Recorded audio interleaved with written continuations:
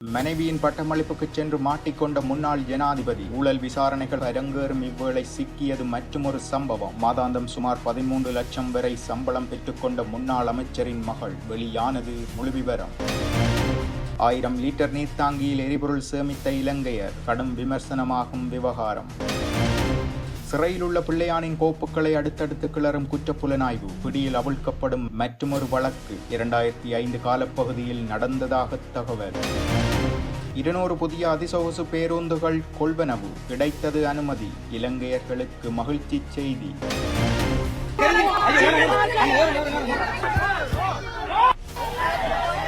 நானும் அமைச்சர் சந்திரசேகரனும் செம்மணியில் விரட்டப்பட்டதற்கு காரணம் இதுதான். பின்னணியில் நின்றவர்கள் இவர்கள்தான். தனியாக காணொலி பதிவொன்றை வெளியிட்டு கூறிய நாடாளுமன்ற உறுப்பினர் ரஜீவன், போர்க்குற்றவாளிகளுக்கு தண்டனை வேண்டும். அனுர அரசிடம் சீரிய ஐநா ஆணையாளர். வடக்கிற்கு வரும் முன் நடந்த சம்பவம். வைரலாகும் விவகாரம்.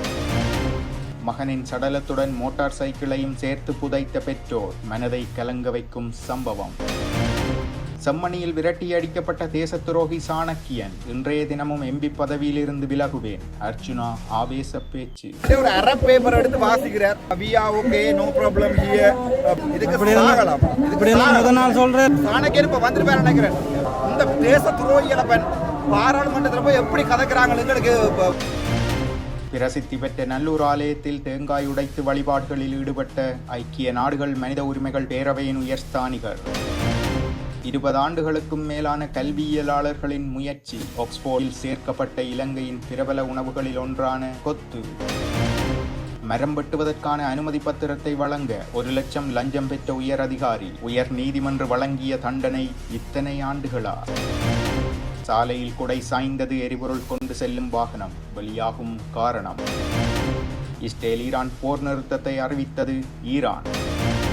உலகின் பல போர்களை நிறுத்த முயற்சி மேற்கொண்டாலும் எனக்கு நோபல் பரிசு தரமாட்டார்கள். ஆதங்கப்பட்ட ட்ரம்புக்கு இன்ப அதிர்ச்சி கொடுத்த ஒரு நாடு. அமைதிக்கான உயரிய நோபல் பரிசு யார் வசம்? தொழில்நுட்ப வளர்ச்சியில் கொடிகட்டி பறக்கும் சீனா. நுழம்பின் அளவில் உருவாக்கப்பட்ட ட்ரோன்கள். உளவு பார்க்கும் நடவடிக்கையில் புதிய அத்தியாயம். முன்னாள் ஜனாதிபதி ரணில் விக்ரமசிங்கே அரசாங்க நிதியை பயன்படுத்தி மேற்கொண்டதாக கூறப்படும் தனியார் வெளிநாட்டு பயணம் குறித்து சிறப்பு விசாரணைகள் தொடங்கப்பட்டுள்ளதாக குற்றப்புலனாய்வு திணைக்களம் நீதிமன்றில் தெரிவித்துள்ளது. விசாரணையின் விவரங்கள் அறிக்கை மூலம் கொழும்பு கோட்டை நீதவான் நீதிமன்றில் சமர்ப்பிக்கப்பட்டுள்ளன. முன்னாள் ஜனாதிபதி ரணில் விக்ரமசிங்கே தனது மனைவியின் பட்டமளிப்பு விழாவில் கலந்து கொள்ள ஐக்கிய ராச்சியத்திற்கு சென்றதாக தெரிய வந்துள்ளது. இந்த நிகழ்வு வொல்வர்ஹாம்ப்டன் பல்கலைக்கழகத்தில் நடைபெற்றது. மேலும் முன்னாள் ஜனாதிபதி ரணில் விக்ரமசிங்கே இவ்விழாவில் பங்கேற்றிருந்தார். இந்த பயணம் 2023 ஆண்டு செப்டம்பர் மாதம் 22 மற்றும் 23 திகதிகளில் நடந்ததாக கூறப்படுகிறது. இந்த பயணத்திற்காக சுமார் 169 லட்சம் அரச நிதி செலவிடப்பட்டதாக போலீசார் மேலும் தெரிவித்துள்ளனர். இந்த பயணத்தில் முன்னாள் ஜனாதிபதியுடன் 10 பேர் கொண்ட குழு சென்றதாக கூறப்படுகிறது. மேலும் விக்ரமசிங்கே அந்த நேரத்தில் கியூபா மற்றும் அமெரிக்காவிற்கு அதிகாரப்பூர்வ விஜயத்தில் இருந்தார் என்றும், இந்த தனிப்பட்ட விஜயத்தை மேற்கொள்ள அமெரிக்காவிலிருந்து இங்கிலாந்திற்கு பயணம் செய்தார் எனவும் தெரிய வந்துள்ளது. ரணிலின் இந்த வெளிநாட்டு பயணம் குறித்த விசாரணை தொடர்பாக ரணில் விக்ரமசிங்கவின் ஊழியர்களில் ஒரு மூத்த அதிகாரி உட்பட 2 நபர்களிடமிருந்து வாக்குமூலங்களை பெற குற்றப்புலனாய்வுத்துறை முடிவு செய்துள்ளது. இந்த அதிகாரிகள் தற்போது வெளிநாட்டில் இருப்பதாகவும் விசாரணைக்காக அவர்கள் இலங்கைக்கு அழைத்து வர தேவையான நடவடிக்கைகளை எடுக்குமாறு வெளியுறவு அமைச்சகத்திடம் போலீசார் கோரிக்கை விடுத்துள்ளனர். இதேவேளை கடந்த கால அரசாங்கத்தில் இடம்பெற்ற ஊழல்களுக்கு எதிராக பல விசாரணைகள் நடைபெற்றுக் கொண்டிருக்கும் இக்காலகட்டத்தில் மேலும் ஒரு சம்பவமாக எவன்கார்ட் நிறுவனத்தின் தலைவர் நிசங்க சேனாதிபதியிடம் லஞ்ச ஊழல் ஆணைக்குழு சுமார் 4 மணி நேர வாக்குப்பதிவுகளை பதிவு செய்திருந்தது. முன்னாள் சுகாதார அமைச்சர் கெஹலிய ரம்புக்வெலவின் மகள் அமலி ரம்புக்வெலவுக்கு மாதாந்தம் 13 லட்சம் ரூபாய் வழங்கியதாக கூறப்படும் சம்பவம் தொடர்பிலேயே இவர் விசாரணைக்கு உட்படுத்தப்பட்டார். இலங்கை மத்திய வங்கியின் நிதி புலனாய்வு பிரிவு தாக்கல் செய்த முறைப்பாட்டை அடுத்து லஞ்ச ஒழிப்பு ஆணைக்குழு இதுகுறித்து விசாரணைகள் ஆரம்பித்துள்ளது. எவன்கார்ட் கணக்கிலிருந்து கெஹலியவின் மகளுக்கு இந்நிதி மாதாந்தம் சம்பளமாக வழங்கப்பட்டுள்ளதாக இந்த முறைப்பாட்டில் தெரிவிக்கப்பட்டுள்ளது. இக்குற்றச்சாட்டுகளை விசாரிக்கும் நடவடிக்கையின் கீழ் நிசங்க சேனாதிபதியிடம் வாக்குமூலம் பெறப்பட்டுள்ளது. கெஹலிய ரம்புக்வெலவின் மகள் அமலி ரம்புக்வெல எவன்கார்ட் நிறுவனத்தில் பணியாற்றுவதாக தெரிவித்து ஒரு வருடத்திற்கு மேலாக மாதத்திற்கு 13 லட்சம் ரூபாய் செலுத்தப்பட்டதாக விசாரணைகளில் தெரிய வந்துள்ளது.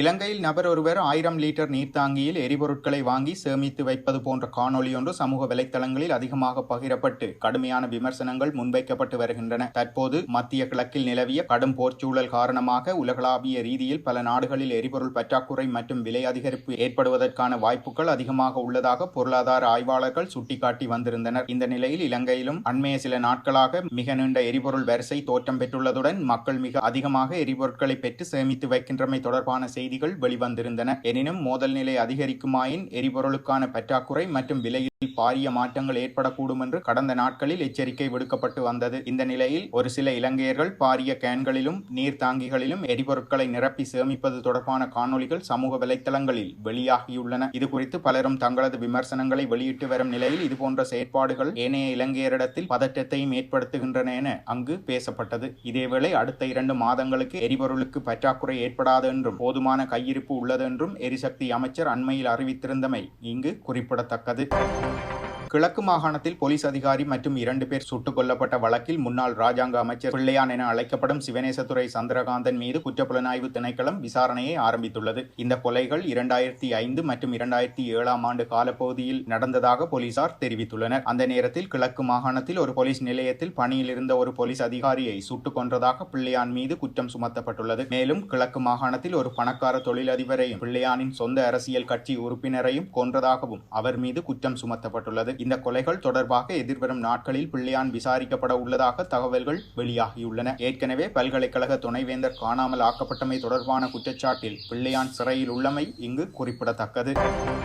குஜராத் மாநிலம் நாடியாத் அருகே உள்ள உத்தரசந்தா கிராமத்தைச் சேர்ந்த சிறுவன் ஒருவன் விபத்தில் உயிரிழந்த சம்பவம் அந்த பகுதி மக்களை பெரும் துயரத்தில் ஆழ்த்தியிருந்தது. 18 வயதுடைய கிறிஷ் பெர்மர் என்பவரே உயிரிழந்துள்ளார். கிறிஷ் என்ற மோட்டார் சைக்கிள் லொரியொன்றுடன் மோதி இவ்விபத்து சம்பவித்துள்ளது. கல்லூரிக்கு சென்றுவிட்டு மாலையில் வீடு திரும்பும் வழியில் இந்த விபத்து இடம்பெற்றுள்ளது. விபத்தில் தலை மற்றும் உடலில் ஏற்பட்ட காயங்களால் 12 நாட்கள் தீவிர சிகிச்சை அளிக்கப்பட்டு சிகிச்சைகள் பலனின்றி அவர் உயிரிழந்திருந்தார். தனது மோட்டார் சைக்கிளை மிகவும் நேசித்த அவர் அதிகமாக தனது மோட்டார் சைக்கிளில் தான் தனது பயணங்களை மேற்கொள்வார் என கூறிய பெற்றோர் கிறிஷின் விருப்பத்தை மரணத்திலும் மதிக்க வேண்டும் என எண்ணிய குடும்பத்தினர் அவருக்கு விருப்பமான மோட்டார் சைக்கிளை இறுதிச் சடங்கில் அவரோடு சேர்த்து புதைத்துள்ளனர். இச்சம்பவம் அங்கிருந்த அனைவரையும் நெகிழ வைத்தது.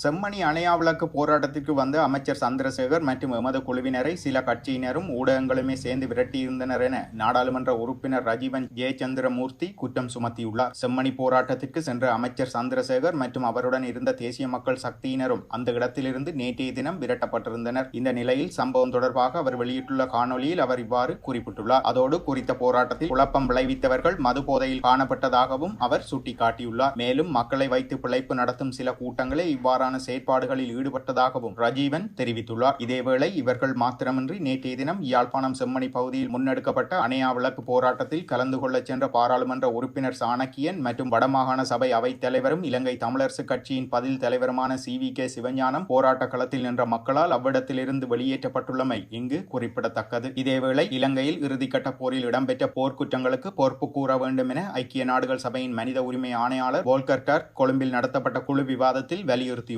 குற்றங்களை செய்தவர்களுக்கு தண்டனை வழங்குவது மிக முக்கியமான நகர்வு என்று குறிப்பிட்டுள்ளார். இழப்பை சந்தித்த மக்களுக்கும் அவர்களின் சந்ததியின் எதிர்காலத்திற்கும் பொறுப்பு கூறல் இன்றியமையாதது என்பதால் இந்த விடயத்தில் நீதி நிலைநாட்டப்படுவதை தற்போதைய அரசாங்கம் உறுதி செய்ய வேண்டும் எனவும் அவர் வலியுறுத்தியிருந்தார். நேற்று தமிழ் பகுதிகளுக்கு பயணத்தை ஆரம்பிக்க முன்னரே அவர் இக்கருத்தை வெளியிட்டிருந்தமை குறிப்பிடத்தக்கது. இலங்கை போக்குவரத்து சபையின் அதிவேக நெடுஞ்சாலை நடவடிக்கைகளுக்காக 200 புதிய அதிசொகுசு பேருந்துகளை வாங்குவதற்கான திட்டத்திற்கு அமைச்சரவை ஒப்புதல் அளித்துள்ளது. அதிவேக நெடுஞ்சாலையில் பயணிகளின் தேவையை பூர்த்தி செய்ய போதுமான பேருந்துகள் இல்லாததால் இலங்கை போக்குவரத்து சபை தற்போது தனியார் துறைக்கு சொந்தமான 61 சொகுசு பேருந்துகளை லாப பகிர்வு அடிப்படையில் இயக்கி வருகின்றது. அந்த வகையில் இலங்கை போக்குவரத்து சபை தனது சொந்த நிதியை பயன்படுத்தி 200 புதிய அதிசொகுசு பேருந்துகளை வாங்க முடிவு செய்துள்ளது. இது தொடர்பாக போக்குவரத்து அமைச்சர் முன்வைத்த முன்மொழிவுக்கு அமைச்சரவை ஒப்புதல் அளித்துள்ளது.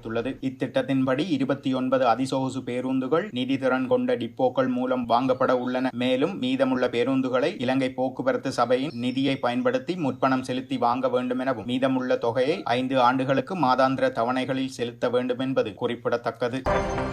அரசாங்கத்தின் அழைப்பின் பேரில் உத்தியோகபூர்வ விஜயத்தை மேற்கொண்டு கடந்த திங்கட்கிழமை நாட்டிற்கு வருகை தந்த ஐக்கிய நாடுகள் மனித உரிமைகள் பேரவையின் உயர்ஸ்தானிகர் வோல்கர் டர்க் நேற்று யாழ்ப்பாணத்துக்கு விஜயம் செய்திருந்தார். இந்த விஜயத்தின் ஓர் அங்கமாக யாழ் நல்லூர் கந்தன் ஆலயத்துக்கு சென்று ஐக்கிய நாடுகள் மனித உரிமைகள் பேரவையின் உயர்ஸ்தானிகர் உள்ளிட்ட குழுவினர் தேங்காய் உடைத்து வழிபாடுகளில் ஈடுபட்டதுடன் புகைப்படங்களையும் எடுத்துக் கொண்டனர். யாழ் விஜயத்தின் போது சிவில் சமூக பிரதிநிதிகள் மற்றும் வலிந்து காணாமலாக்கப்பட்டோரின் உறவுகள் உள்ளிட்ட பாதிக்கப்பட்ட தரப்பினரை யாழ்ப்பாணத்தில் உள்ள ஐநா அலுவலகத்தில் சந்தித்த உயர்ஸ்தானிகர் சுமார் 1 மணி நேரம் வரை அவர்களுடன் பரந்துபட்ட கலந்துரையாடலில் ஈடுபட்டிருந்தார்.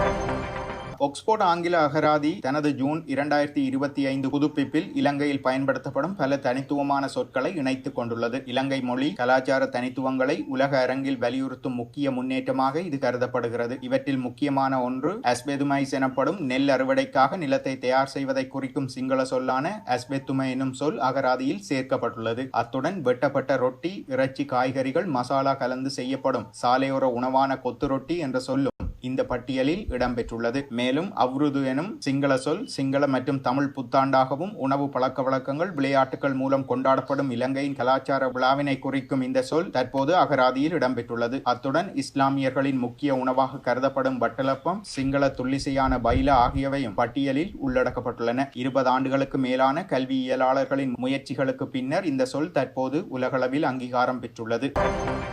லஞ்சம் வாங்கிய குற்றச்சாட்டில் கைது செய்யப்பட்ட அரசு அதிகாரி ஒருவருக்கு 22 ஆண்டுகள் சிறை தண்டனை வழங்க கொழும்பு உயர் நீதிமன்றம் உத்தரவிட்டுள்ளது. தம்புத்தேகம மகாவலி மண்டலத்தில் மரம் வெட்டுவதற்காக அனுமதி பத்திரத்தை வழங்குவதற்காக கடந்த 2016 ஆண்டு 1 லட்சம் ரூபாயை பெற்றதாக முன்னாள் நில அதிகாரி ஒருவர் லஞ்ச ஒழிப்பு ஆணையகத்தால் கைது செய்யப்பட்டிருந்தார். விசாரணைகளை எடுத்துக்கொண்ட கொழும்பு உயர் நீதிமன்ற நீதிபதி குறித்த அதிகாரிக்கு 22 ஆண்டுகள் கடுங்காவல் சிறை தண்டனை விதித்ததுடன் 30,000 ரூபாய் அபராதமும் விதித்து லஞ்ச தொகையை லஞ்ச சட்டத்தின் கீழ் கூடுதல் தண்டனையாக வசூலிக்க உத்தரவிட்டிருந்தார்.